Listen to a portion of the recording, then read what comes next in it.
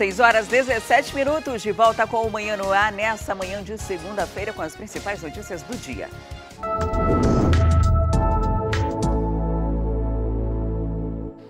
Você sabe o que é um personal branding? Em português, seria a gestão de marca pessoal, a maneira como as pessoas enxergam você. A gente vê muito essa preocupação de personalidades públicas, como políticos e artistas. Mas, cada vez mais, qualquer profissional precisa ter uma atenção especial com a imagem que passa nas redes sociais. Diga-me o que você curte, compartilha, publica e eu te direi quem és.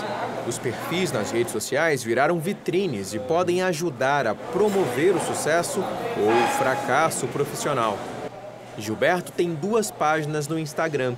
Uma é da empresa dele, a outra é pessoal. Apesar da divisão de assuntos, o cuidado é constante. Como eu tenho o perfil profissional, que é voltado para trabalho com crianças, né?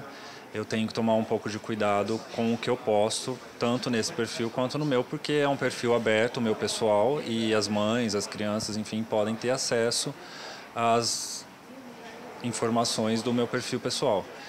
Ele está certo de se preocupar. Segundo esta psicóloga organizacional, as empresas estão cada vez mais de olho no que os funcionários ou candidatos a vagas publicam.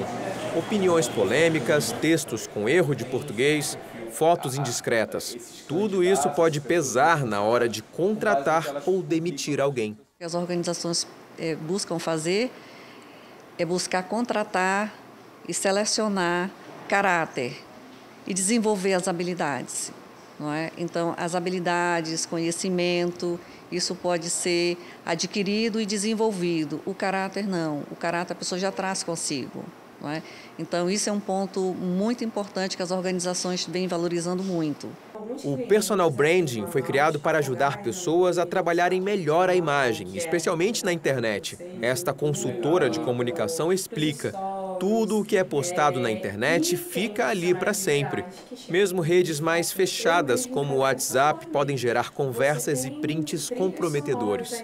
Hoje você tem que observar que não só o seu possível empregador, seu possível futuro empregador, mas também os fornecedores da empresa, possíveis clientes, toda uma rede de contatos, ela está observando o seu conteúdo online. Então, assim, qual que é o positivo nisso? Se você quer construir uma boa imagem, você pode sim transmitir essa boa imagem antes mesmo de conhecer essas pessoas. Para saber o conteúdo certo a ser publicado, a dica é definir as características que a pessoa quer ressaltar. Se é feliz no trabalho, se gosta de esportes ou está em constante qualificação, por exemplo.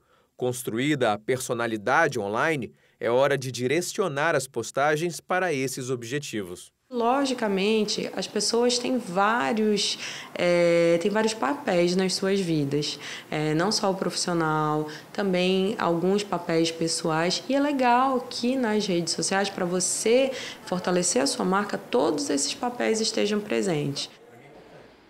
E no Minuto Tecnologia de hoje temos uma dica especial para você. É o Saldão de Natal InfoStore. Ofertas com descontos especiais somente no site da InfoStore. Você precisa acessar infostore.com.br. Lá você vai ter acesso a mais de 40 produtos com descontos que podem chegar até 38%. Olha só essa oferta. PlayStation 4 Slim de 1 TB de R$ 1.869 por R$ 1.769. E você ainda pode parcelar em 10 vezes sem juros. Lembrando que as ofertas são exclusivas para o site. Você precisa ir para a internet. Então acesse agora mesmo e confira essa e outras ofertas. Atenção, o estoque é limitado. Saldão de Natal, InfoStore.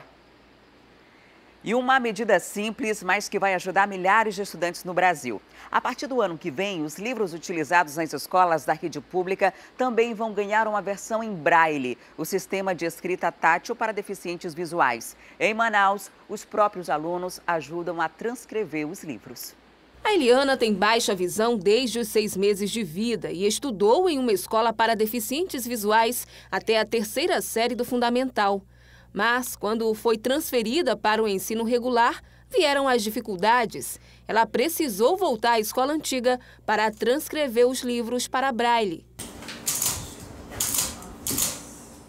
Botava para transcrever, né, para as professoras que conhecem o Braille, e elas transcreviam com a caneta em tinta, e depois, ao terminar de transcrever, eu levava para a minha escola, para eles corrigirem. A realidade enfrentada por ela é também a de milhares de deficientes visuais em todo o Brasil.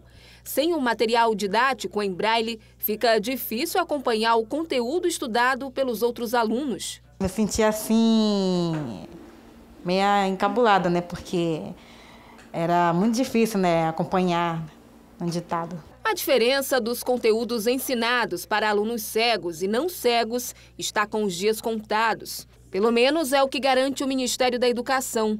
A partir de 2019, todo o material didático distribuído para as escolas públicas terão a versão em Braille. Uma medida que, de acordo com a presidente da Associação dos Deficientes Visuais do Amazonas, é bem-vinda, mas que já deveria ser uma realidade. Não é nem nada de outro mundo, não é nenhuma educação especial, como o próprio termo usa, mas são recursos básicos que esse aluno precisa, por exemplo, uma prova em Braille, uma apostila, um livro em Braille. Senão ele acaba ficando com uma informação aquém do que aquela que é passada para os outros alunos. Até o início deste ano, muitos alunos cegos em todo o país recebiam o livro em Braille, mas o conteúdo não era idêntico aos utilizados por outros alunos.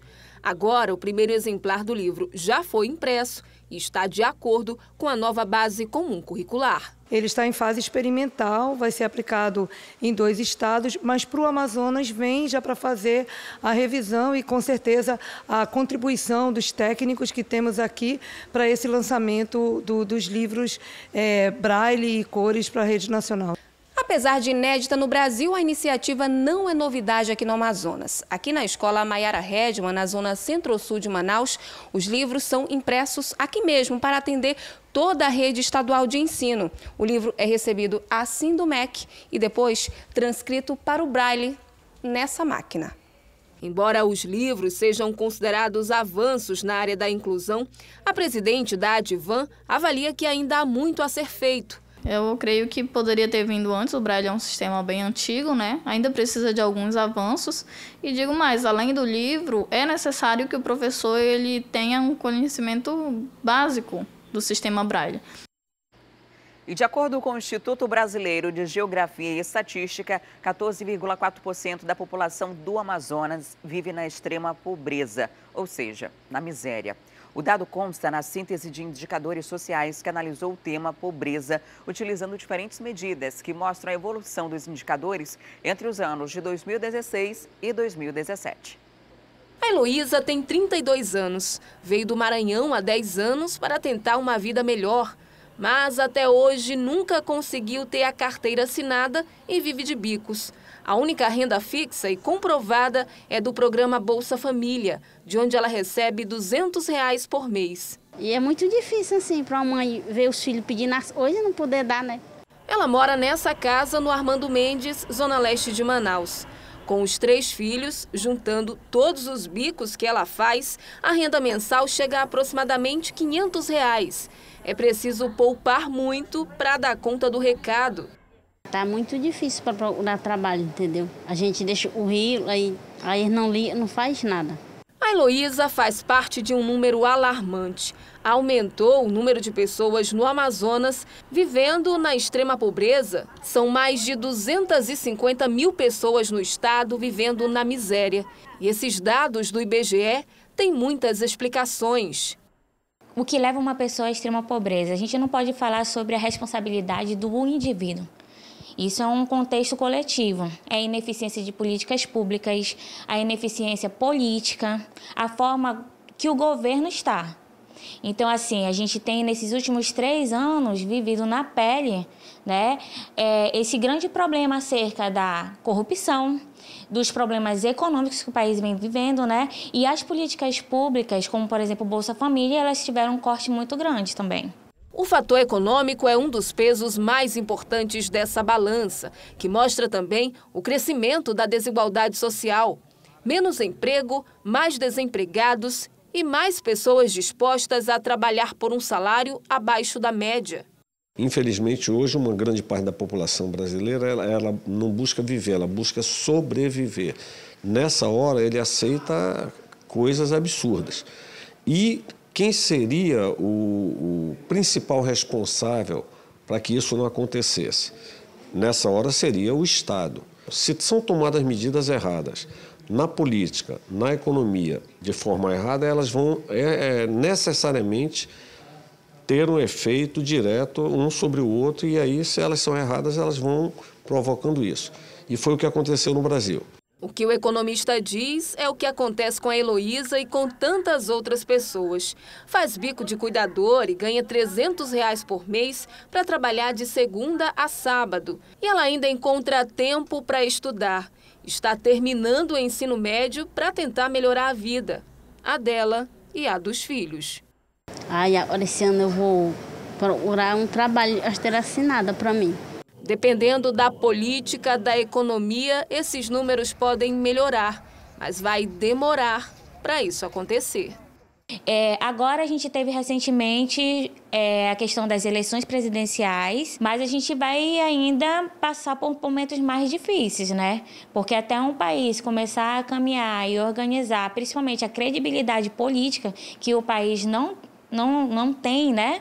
Ainda falta bastante tempo. E com isso a população, ela sofre, né? E agora a gente faz um breve intervalo comercial e volta daqui a pouco. Vamos mostrar como está a movimentação nas saídas de Manaus, movimentação de rodoviária, aeroporto e também nas estradas. Você vai ter informações ainda da área policial, né? Nesse fim de semana houve um grande tumulto lá no centro da cidade. Muita gente especulou que houve arrastão e a gente vai mostrar para você o que de fato aconteceu no centro da cidade nesse fim de semana. E nas notícias da área policial, você vai ver que uma mulher que estava desaparecida há 5 dias foi encontrada morta. O vizinho confessou ser o autor desse homicídio. Os detalhes em instantes, não saia daí que eu volto já já.